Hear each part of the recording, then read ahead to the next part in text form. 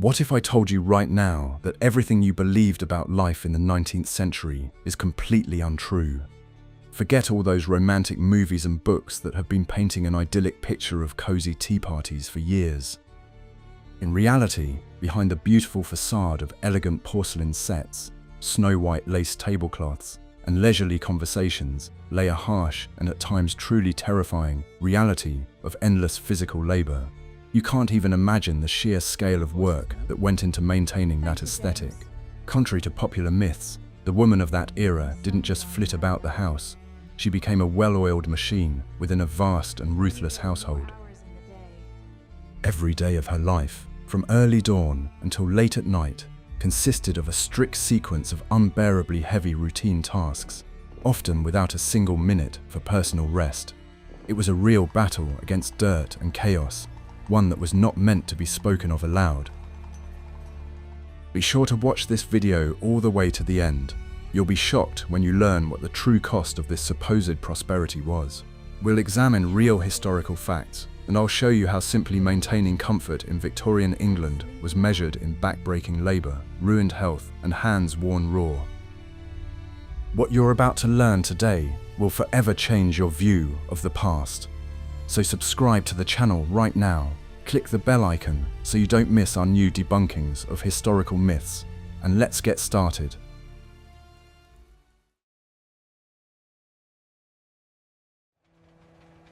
What if I showed you a time machine that transports you straight into the harsh architectural realities of the past? The secret lay in the very structure of Old English houses from that historical period. Narrow and incredibly steep staircases ran through the buildings from the dark basements to the top floors. Dozens of kilograms of coal and heavy buckets of water were carried up and down these corridors every day. Women had to constantly overcome these obstacles, carrying the entire load solely on their own shoulders. The historical wardrobe, which had to be worn daily, added a particular challenge. Long skirts made of heavy fabric collected dust and severely restricted movement on the narrow steps. Stiff elements of the clothing restricted breathing and prevented her from bending over freely to pick up fallen objects. The layered clothing turned a simple trip up the stairs with a basket into a real test of endurance. Every simple movement required extra physical effort due to the enormous weight of the garments. The temperature difference between floors created additional health problems for women. Near the kitchen stove, there was always unbearable heat from the constantly burning coals. The upper floors and hallways remained cold and damp for most of the long year. The housewife had to constantly move between these extreme climatic zones within a single building. Her body experienced tremendous stress from such sudden temperature changes while performing her work. The layout of the kitchen completely disregarded the principles of ergonomics and convenience. Heavy cast iron pots were stored on the lower shelves, right at floor level. Countertops were often positioned too low, forcing the woman to constantly hunch over while cooking. Sinks were located in dark corners with no access to natural daylight. Performing basic tasks required constant strain on the back and shoulders. The lack of a centralized water supply on the upper floors complicated the morning routine. Heavy jugs of hot water for washing had to be carried up the stairs by hand.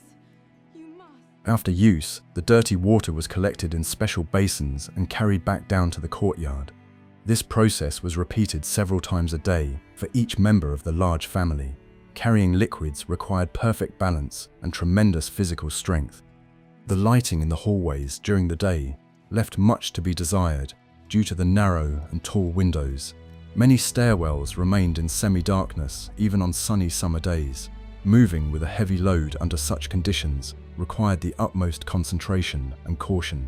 A single misstep could cause a bucket of coal or hot water to fall. The house was an obstacle course that had to be navigated daily.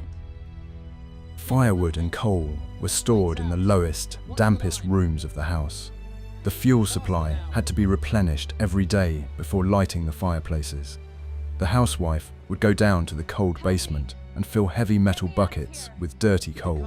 Carrying this load up to the first and second floors took an incredible amount of energy. Black coal dust instantly settled on her clothes and face during this process. The windows of Victorian houses had a complex design with heavy wooden frames. Opening these sashes to air out the rooms required considerable physical effort. Washing the tall windows from the outside turned into a dangerous acrobatic feat on the windowsill. Soot from street smog covered the glass in a thick layer in just a few days.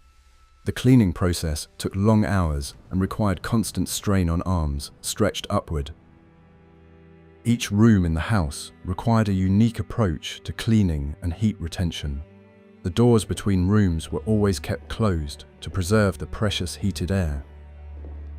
Constantly opening and closing heavy wooden doors while carrying trays slowed down the work. The layout of the house dictated a strict route of movement to save time and energy. The architecture literally controlled every step and every breath of the working woman. The architectural features of historic buildings shaped the strict rules of daily life. The house became a veritable testing ground for the limits of human endurance. Every element of the layout forced the housewife to burn extra calories just moving around the house. I'd love to hear your thoughts on these architectural solutions. Please share them in the comments. Be sure to subscribe to our channel so you don't miss out on new fascinating historical facts.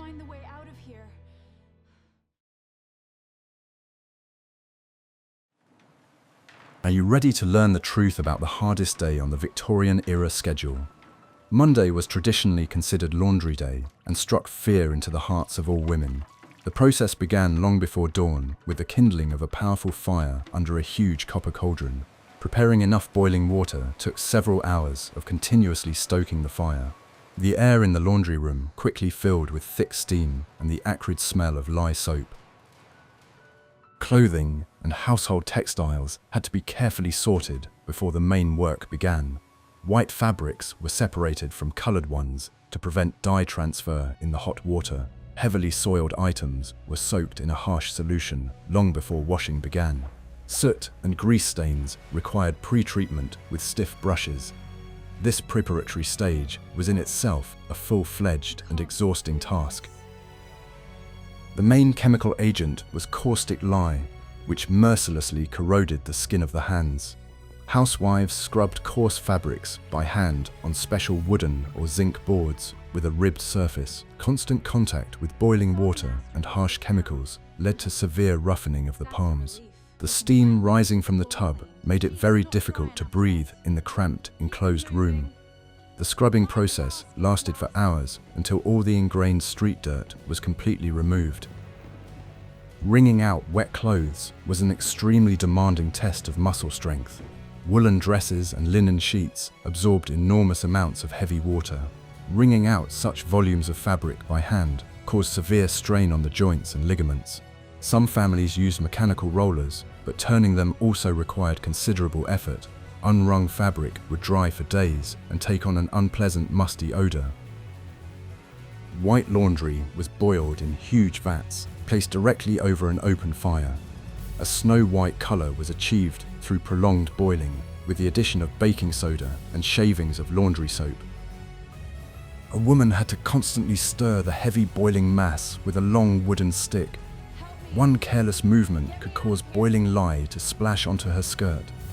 Watching the cauldron required constant attention for several long hours. Rinsing the laundry often took place in ice-cold water brought directly from a street hydrant. The sharp temperature contrast between the boiling water and the cold water caused cramps in her tired fingers. To give the fabrics a fresh look, a special blue dye was added to the water in strict proportions. Thoroughly rinsing out soap residue was necessary to preserve the structure of the fibers. Several rinsing cycles finally drained the housewife of her last reserves of physical strength. Hanging the heavy, wet sheets outside depended on the unpredictable British weather. A strong wind could snatch the clean laundry and toss it right into the street mud. In winter, the fabrics froze instantly, turning into stiff, icy slabs on the lines. Removing the frozen laundry required great care so as not to break the fragile, frozen fibers. On rainy days, the entire house was hung with damp clothes, creating a stifling dampness inside the rooms. Starching collars and cuffs was a mandatory final step in garment preparation. Rice or potato starch was boiled on the stove until it reached the consistency of a thick, clear paste. Garment items were dipped into the hot solution and carefully smoothed out on a flat surface. Stiff collars symbolized the owner's status and neatness in Victorian society. Improperly prepared starch could irreparably ruin expensive fabric with yellow stains. Cleaning the laundry room after all the processes were completed took several more hours of hard work. Huge volumes of dirty water had to be scooped out of the tubs and carried out into the yard. Copper kettles were thoroughly cleaned of scale and the remains of caustic soap suds. Wooden floors were scrubbed with stiff brushes until completely dry to remove spilled lye. Only then was the long and grueling Monday considered officially over. Laundry took an enormous toll on the housewife, exhausting her body to the limit. Heavy fabrics absorbed water and became an unbearable burden for a woman's hands. Hanging bulky duvet covers on high clotheslines required serious stamina. Have you ever thought about the actual weight of wet woolen clothes during manual wringing? In the next chapter, you'll learn the secrets of chemical formulas for achieving a perfect shine in the home.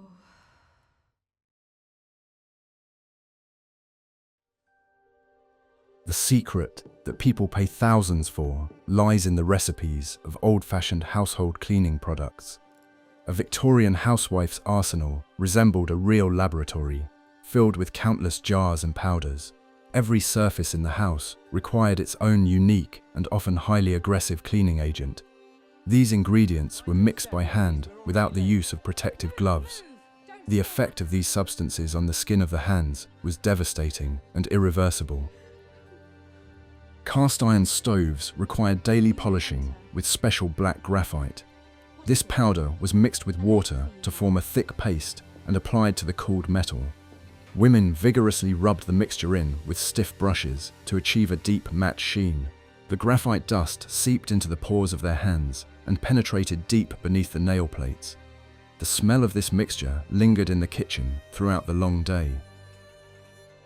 Steel knives and cutlery had no anti-corrosion coating and rusted quickly. To clean them, fine brick dust was applied to a damp, thick cloth. Each blade had to be rubbed vigorously until the dark spots disappeared completely. This mechanical process took a long time and required monotonous effort. The appearance of the entire dining table depended on the quality of this polishing. The glass was washed with a solution of water and a large amount of ordinary vinegar. Newspaper was used to polish the windows until they squeaked and were completely streak-free. The smell of acetic acid mingled with the scents of wax and graphite, creating a distinctive atmosphere in the house. Polishing the tall window frames forced a woman to stand for a long time with her arms raised. Washing the windows was considered one of the most tedious tasks on the weekly to-do list. Cleaning basements and pantries required the use of thick slaked lime. Walls were regularly whitewashed to prevent the onset of destructive dampness and black mold. Lime slurry would splatter onto faces and clothing, leaving white, indelible stains. Working in a confined space with a caustic substance severely irritated the respiratory tract. Maintaining hygiene in food storage areas was critical for survival. Stains were removed from expensive fabrics using dangerous flammable liquids. Gasoline and alcohol were used to remove grease from silk and velvet dresses. Using these substances near the open flames of fireplaces posed a tremendous risk to life. Accurate calculation of proportions depended entirely on the housewife's experience and intuition. A mistake in applying the solvent could permanently ruin an expensive and irreplaceable item. Strong crystalline soda was used to clean the stone floors in the hallways. This caustic powder was dissolved in hot water, creating an incredibly harsh cleaning solution. One had to dip one's hands into such water dozens of times while cleaning a long hallway. The soda quickly destroyed the skin's natural protective barrier, turning the palms into rough sandpaper. The lack of modern protective gear made this process a true test of endurance. The chemical experiments of Victorian housewives ensured perfect order in the living quarters. A high standard of cleanliness was achieved through the use of harsh powders and heavy manual labor. Smooth floors and gleaming brass concealed tired hands and labored breathing. Be sure to like this video if you're impressed by such dedication to perfect cleanliness.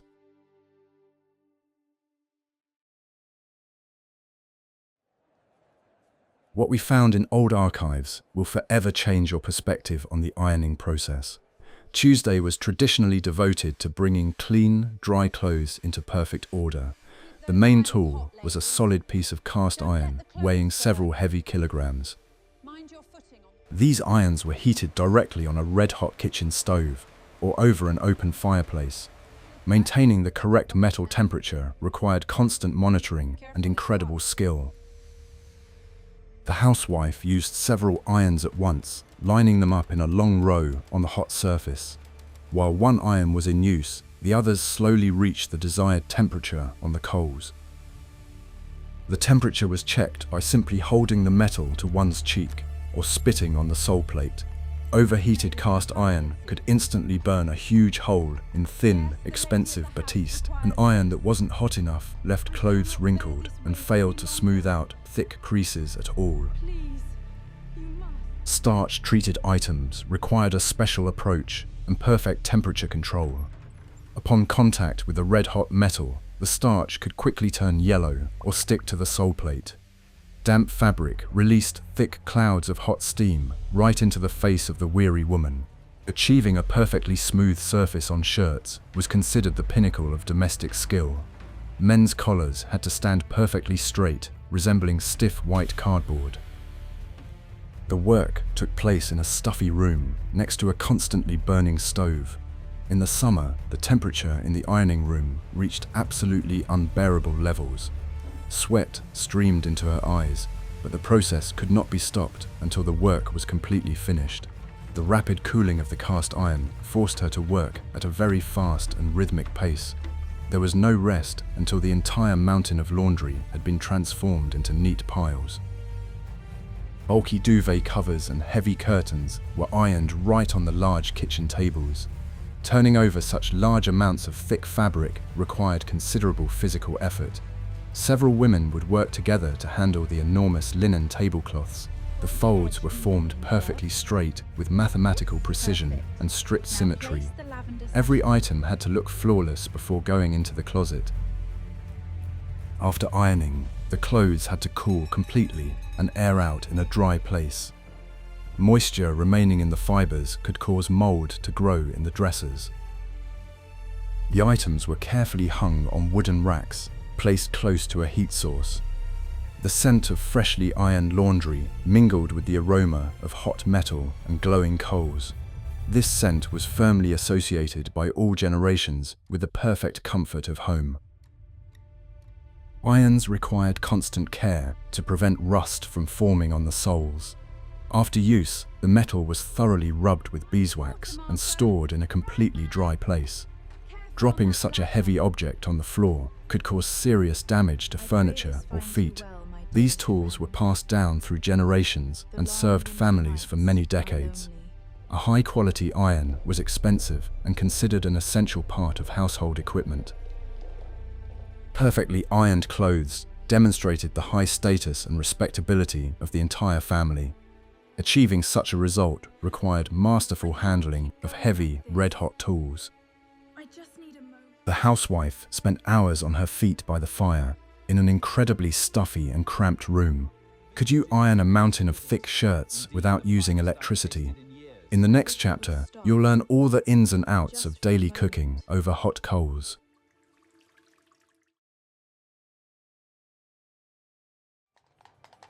The morning in a Victorian kitchen began long before the rest of the family woke up. The first and most important task was to stoke the massive cast iron stove. The ashes from the previous day's fire were raked out with heavy shovels and carried out to special bins in the yard. Fresh coal was carefully placed in the firebox to create an even and intense heat. The process of lighting the fire required skill to avoid filling the entire kitchen space with acrid smoke. The oven temperature was controlled without any precise measuring instruments. Women determined the heat simply by holding their hand up to the open door or by tossing in a pinch of flour. The flour was supposed to darken within a certain number of seconds, indicating that the oven was ready. Baking using this method required an absolute intuitive understanding of how the metal behaved.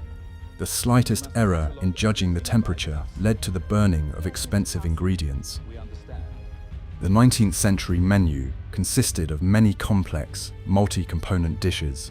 Soups simmered, meat stewed, and vegetables boiled simultaneously on the scorching surface. Heavy copper pots had to be constantly moved around the stove to adjust the boiling point. Lifting full cast iron pots placed a tremendous strain on the lower back and forearms. The kitchen resembled a noisy factory floor where processes ran continuously and in parallel. Baking homemade bread was a mandatory and very labor-intensive daily routine. Kneading a huge amount of stiff dough was done exclusively by the strength of women's hands. The dough had to be kneaded vigorously for half an hour until the right texture appeared. The dough's rise depended on capricious drafts and unstable temperatures in the cool room. Shaping even loaves and baking them properly was considered a mark of the highest culinary skill. Preparing the basic ingredients took up a significant portion of the kitchen's working time. Root vegetables were stripped of a thick layer of soil and thoroughly rinsed in ice-cold water. Huge cuts of meat were carved with sharp knives on heavy wooden blocks. Whipping cream or egg whites was done using simple wire whisks and long hours of physical labor. The lack of electrical appliances was compensated for solely by monotonous manual labor. Supplying the kitchen with hot water placed an additional burden on the housewife's shoulders. A special reservoir was often located next to the coal stove, which had to be constantly refilled. The water was heated by the general heat of the firebox and used for washing dishes or kitchen surfaces. Letting this boiler run dry risked burning through the metal, so the water level had to be monitored constantly. Steam from the boiling reservoir increased the humidity in the already stuffy room. Cleaning the dishes after large feasts turned into a separate, exhausting shift. Greasy baking sheets and sooty pots were scrubbed with coarse sand and caustic lye. Copper skillets were polished to a shine using vinegar and coarse rock salt. The water in the basins had to be changed many times, requiring the carrying of heavy buckets from the sink to the drain. The skin on our hands was constantly exposed to a harsh environment and subjected to intense mechanical friction. Hot dishes were served in the dining room in a strict and rapid sequence. Heavy porcelain soup tureens and silver trays were carried down long corridors and up and down stairs. The food was not allowed to cool on the way from the hot kitchen to the cool dining hall. Walking briskly with full plates required excellent coordination and physical balance. Returning the empty, dirty dishes back downstairs marked the beginning of a new washing cycle. The fire in the kitchen stove was kept burning throughout the long workday. Fresh coal was added regularly to prevent the massive cast iron structure from cooling down. In the evening, the heat was gradually reduced, leaving only a low smolder until the following early morning.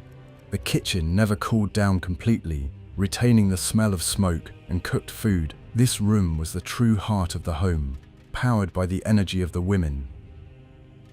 Daily cooking was an extremely complex logistical and physical process. Tons of coal were burned to create hot meals consisting of several courses. Managing this cumbersome system required strict discipline and immense patience. There was absolutely no time for rest in the tight schedule of culinary tasks. A woman spent most of her active adult life standing over the scorching metal.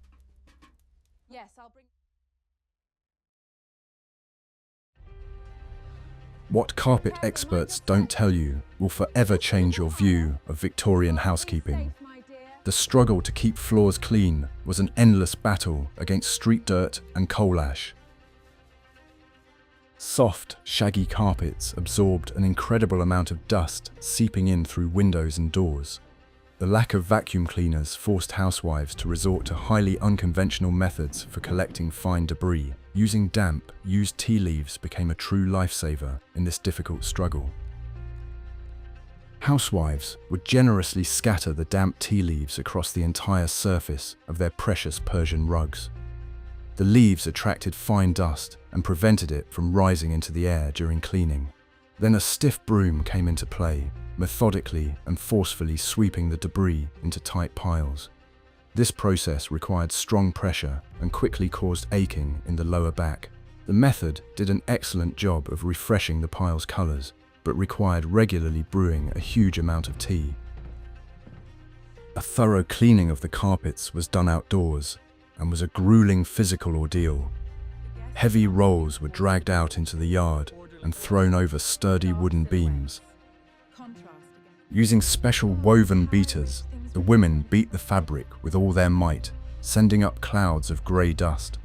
The blows were delivered rhythmically and with maximum force to deeply clean the fibers. The procedure took hours and required the muscular strength of a labourer to achieve good results.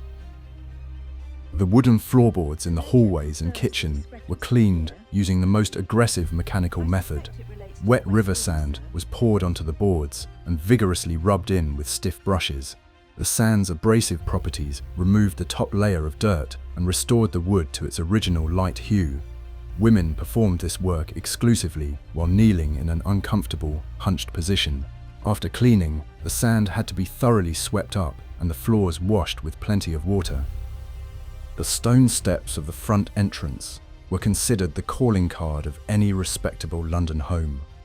They were cleaned using a special white stone that was rubbed against the damp surface.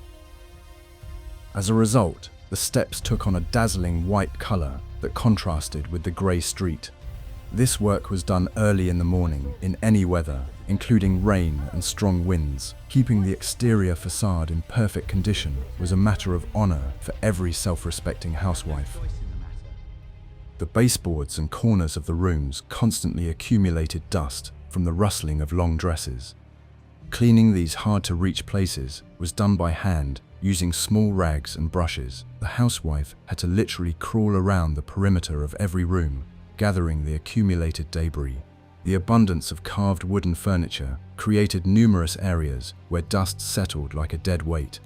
Thoroughly wiping down every ornate table leg took precious time and energy. Polishing the smooth parquet floors in the formal halls turned into a veritable athletic marathon. A wax-based polish was applied in an even layer and rubbed in with heavy woolen cloths. To increase the pressure, the women would sometimes put special soft brushes on their feet and glide across the floor. This peculiar form of gliding required intense leg muscle tension and excellent balance. The floor had to shine like a mirror, reflecting the light from the numerous evening lamps. Collecting fireplace ashes was the most unpleasant part of the morning cleaning of the living quarters. The finest grey ash would instantly scatter at the slightest careless exhalation or draft. Heavy metal boxes were carefully pulled out from under the grates and carried outside.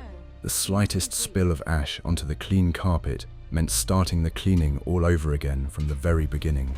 Breathing in this dry dust constantly irritated the throat and caused a severe tickling cough. Soot from gas burners and oil lamps slowly but surely settled on the ceilings and high cornices. To clean the upper levels of the rooms, they used brooms with soft cloths wrapped around them. Working with arms raised and head constantly tilted back quickly led to a stiff neck. Wiping away greasy soot without leaving streaks on the wallpaper was an art requiring particular care. The house needed attention from top to bottom, without a single dark corner left untouched. Keeping the floors and carpets clean required daily and very painstaking manual labor. Street dirt constantly found its way into the house on the long trains of dresses and the soles of shoes. Maintaining order turned into an endless battle against the coal soot that settled continuously. How often are you willing to scrub wooden floors with sand and a stiff brush? In the next chapter, you'll learn the details of hand mending and the daily sewing of household garments.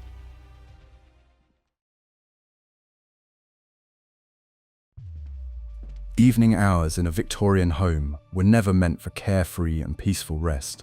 When the main noisy chores were finished, the housewife would bring out a large basket of items in need of repair. Mending and altering clothes took place by the dim light of a flickering oil lamp or candle. The strain on the eyes under such conditions was immense and often led to a rapid decline in vision. The needle moved rhythmically, creating invisible, sturdy stitches on worn, heavy fabrics. Socks and stockings wore out incredibly quickly due to rough, heavy leather shoes. To repair them, a special wooden form was used, onto which the worn-out heel was stretched. The woman skillfully wove threads together, creating new fabric right over the gaping hole. The work required fine motor skills and incredible patience to create a dense and even fabric. Darned socks were worn until almost no original fabric remained in them. The collars and cuffs of men's shirts suffered from constant friction and aggressive starching.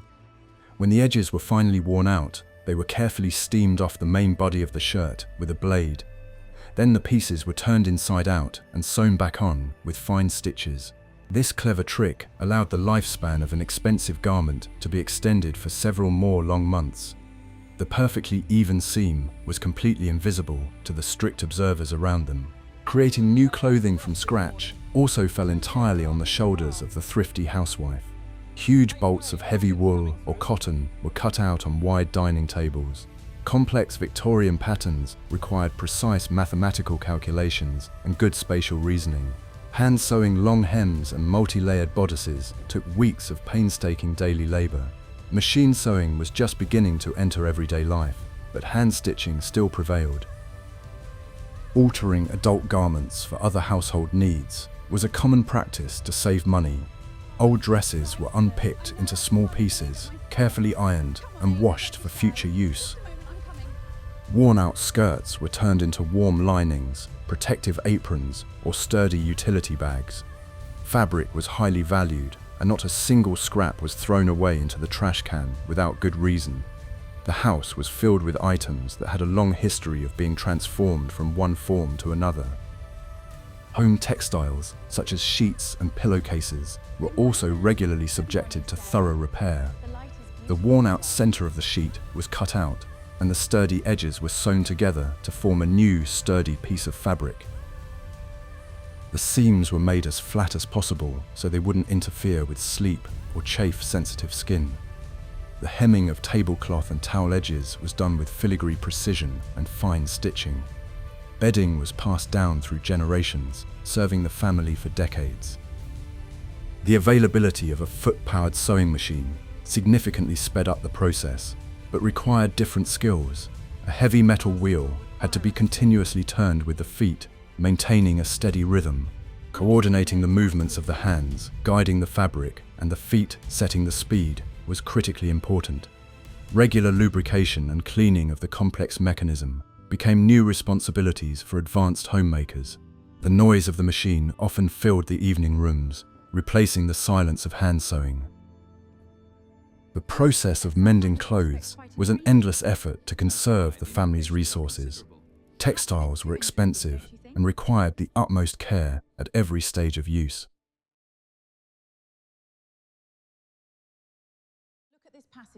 Evenings spent mending did not bring relaxation, but merely changed the nature of the physical labor. Women of the Victorian era were masters of the needle, creating strong threads that bound daily life together. This quiet labor ensured outward respectability despite any financial difficulties. Organizing meals in the era before refrigerators was a complex logistical challenge. Food spoiled at an incredible rate, requiring constant attention and daily meal planning. The housewife had to visit markets and shops every morning to buy fresh meat and vegetables. Carrying heavy baskets of provisions along the cobblestone streets was an essential part of the morning routine. Proper storage of the purchased supplies depended on an understanding of the laws of physics and chemistry. The coolest place in the house was traditionally the deep, dark stone cellar. There, on special wooden shelves and hooks, the main supplies of perishable food were stored. The temperature underground remained stable even during the hottest and most stifling summer months. Root vegetables were buried in boxes of dry sand to prevent them from rotting or drying out. The descent into the pantry via a steep staircase took place dozens of times during a single long workday. Preserving meat without ice required the use of large amounts of salt and strong spices. Hams were rubbed generously with coarse salt and hung from the ceiling in a well-ventilated room. Sometimes the pieces of meat were covered with a thick layer of melted animal fat, completely cutting off oxygen access. These methods allowed for a protein supply to be built up for several weeks in advance without the risk of food poisoning. Before cooking, such meat had to be soaked for a long time in clean water to remove excess salt. Fresh milk would sour in just a few hours if it wasn't stored in a cool, dark place. Jugs containing dairy products were often placed in wide basins filled with cold well water. Covering the containers with damp cheesecloth created a cooling effect due to the constant evaporation of moisture. Butter was churned by hand from collected cream and stored in tightly sealed ceramic pots. The slightest change in smell served as a signal to immediately discard the product or use it in baking. Seasonal fruits and berries were preserved by boiling them down for a long time with a huge amount of expensive sugar. The process of making jams and marmalades took several hot days at the end of a long summer. The thick, boiling mixture was poured into glass jars and hermetically sealed with melted wax or parchment. The shelves in the pantries were lined with neat rows of colourful jars, creating a supply of vitamins for the winter. These sweet preserves served as the main treat during modest evening tea parties in the cold season. Pickling vegetables in strong vinegar was another popular method of preserving food. Cabbage, cucumbers, and onions were packed tightly into large oak barrels or spacious clay vats. The pungent smell of vinegar and spices permeated the pantry, seeping into the wooden shelves. Heavy stones were used as weights to keep the vegetables submerged in the brine. Regular checks of the brine's quality were essential to prevent the growth of white mold. Dampness in storage areas was combated through constant, intensive ventilation. The wooden shelves were regularly washed with a soda solution and thoroughly dried in the sun before being returned to their places. The corners of the cellar were sprinkled with dry lime to absorb excess moisture from the stagnant air.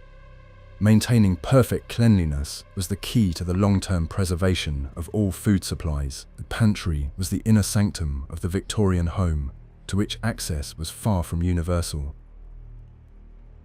The lack of cold storage technology forced women to rely solely on their own experience. The labour involved in preparing and preserving food took a great deal of time and physical effort year-round.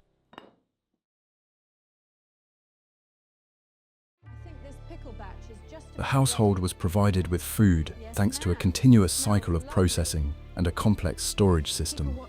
This process required absolute discipline and a deep understanding of the properties of each individual product. The housewife served as the guarantor of food safety for her entire large and demanding family. The problem of artificial lighting in the 19th century required daily, painstaking, and dirty work. Before the widespread introduction of gas lamps, homes were lit by oil lamps and numerous candles. Preparing the lamps for the evening began as early as the morning and took up a significant portion of the workday. The housewife had to gather all the lamps from throughout the house and carry them to the kitchen for maintenance. The slightest oversight during cleaning led to poor visibility and thick black smoke in the evening. The glass bulbs of the oil lamps would become covered with a thick layer of greasy soot over the course of a single long night. They had to be washed in hot soapy water with the utmost care due to the fragility of the thin glass. A broken bulb would leave the room in darkness as replacement parts were quite expensive. After washing, the glass was polished with crumpled newspaper until it was perfectly clear and completely streak-free. The smooth surface had to allow the light from the faint oil flame to pass through unimpeded. Trimming the wicks was a true art form on which the quality of the evening lighting depended. The The burnt edge of the cotton wick was carefully cut with special scissors along a perfectly straight line. An uneven cut led to an uneven flame, flickering, and the formation of acrid, thick smoke. A skilled hand cut off exactly as much fabric as was necessary for a bright glow. The trimmings were collected in a special tray so they wouldn't dirty the clean kitchen surfaces. Filling the reservoirs with lamp oil required a steady hand and the use of a special small funnel. Heavy fuel cans were lifted carefully so as not to spill a single oily drop. The smell of kerosene or whale oil instantly soaked into clothing and lingered for a long time. The reservoir was wiped dry, as drips on the outside could catch fire during ignition. The filled lamps were carried back to the rooms and placed on tall, sturdy tables. Candles were used for moving through dark corridors and lighting small, remote bedrooms. Removing wax drippings from bronze or brass candlesticks was a daily, tedious routine. The metal was heated near the stove to soften the wax, and then scraped off with wooden spatulas. After cleaning, the candlesticks were polished with a cloth until they regained their original golden luster. Candle stubs were never thrown away, but were melted down into new items for the sake of strict economy. Artificial light was very expensive for the family, so its use was strictly limited. Lamps were lit only after complete darkness had fallen, in an effort to make the most of daylight. Reading and sewing were done by the largest windows to conserve precious fuel. Saving on lighting was one of the main ways to keep the family budget intact. Life at home was completely governed by the natural rhythms of sunrise and sunset. Maintaining the lighting fixtures was dirty and monotonous work, repeated day after day. The women's hands smelled of oil and graphite, despite frequent washing with harsh, aggressive soap.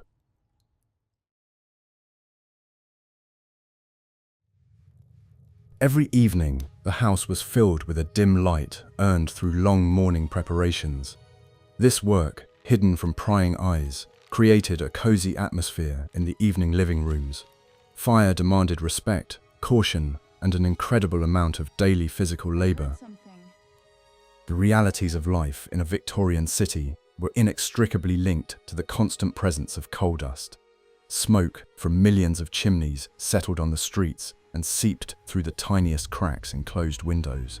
The interior of the house was covered with a thin layer of black, greasy soot in just a single day. The process of cleaning surfaces resembled a Sisyphean task with no visible end or result. The morning always began with removing a fresh layer of city grime from the windowsills and polished furniture. Cleaning the fireplaces in the living rooms was the dirtiest part of the morning chores. The housekeeper had to carefully sweep away the light ash, trying not to stir up clouds of dust into the air. Heavy metal grates were cleaned of soot using stiff brushes and abrasive powders. The mantelpiece was wiped down with a damp cloth to remove the invisible soot that had settled overnight. The area around the hearth required daily washing to maintain the room's presentable appearance. The need to conserve coal forced women to carefully sift through the cooled ashes raked out of the fireboxes. Special sieves were used to separate large unburned pieces of coal from the fine ash. This salvaged coal was returned to the baskets for reuse when lighting the fire. The sifting process was incredibly dusty and was always carried out in the backyard while wearing work clothes. Breathing in this dust over many years caused serious damage to the body's respiratory system. Window treatments, such as heavy velvet drapes and lace curtains, suffered the most from the smog. White lace took on a permanent greyish tint just a few weeks after being thoroughly washed. Removing the bulky drapes from high curtain rods required working on rickety ladders under the ceiling. Shaking the dust out of these enormous lengths of fabric outdoors took a tremendous amount of physical effort. The drapes were put back in place only to begin absorbing the city's grime all over again. Wall paint and wallpaper were mostly chosen in dark shades to hide the inevitable soot marks.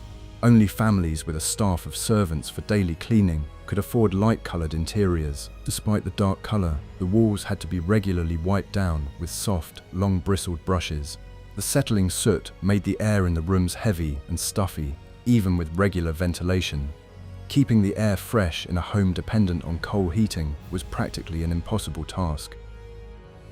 The winter season turned the battle against ash into an absolute nightmare due to the constant operation of all the fireplaces.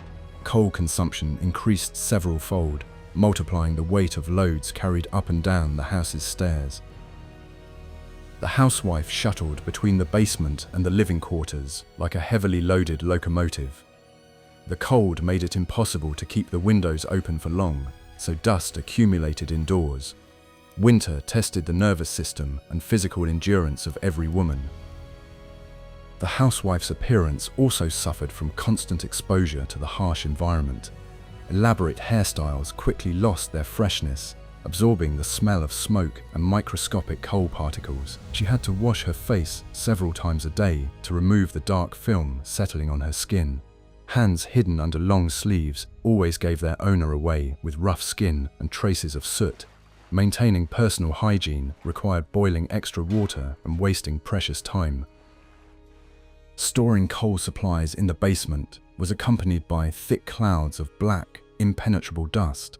When the carts delivered the fuel, the whole house closed the windows to wait out this dust storm. Cleaning the entryway after unloading took half a day, using water and stiff brooms. The basement remained forever a dark and dirty space that was entered only when necessary. Coal provided vital heat, but demanded, in return, that daily life be completely subordinated to its properties.